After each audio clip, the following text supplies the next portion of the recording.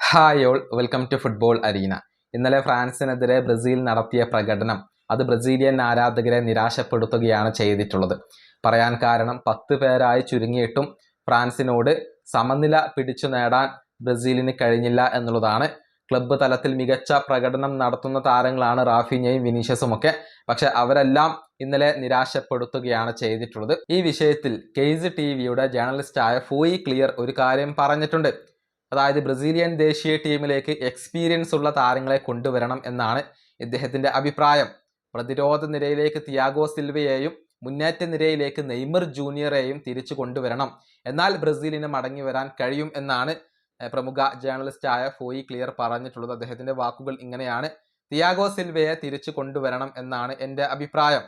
കാരണം ടീമിനെ മൊത്തത്തിൽ എലവേറ്റ് ചെയ്യാൻ അദ്ദേഹത്തിന് സാധിക്കും. നെയ്മർ ജൂനിയറെയും തിരിച്ചു കൊണ്ടുവരണം. അദ്ദേഹം ആഗ്രഹിക്കുന്ന മിനിറ്റുകൾ അദ്ദേഹത്തിന് നൽകുകയും വേണം. എന്നാൽ മാത്രമാണ് ബ്രസീലിന് തിരിച്ചു വരാൻ സാധിക്കുക. ഇതാണ് ഫോയി ക്ലിയർ ഇപ്പോൾ പറഞ്ഞിട്ടുള്ളത്.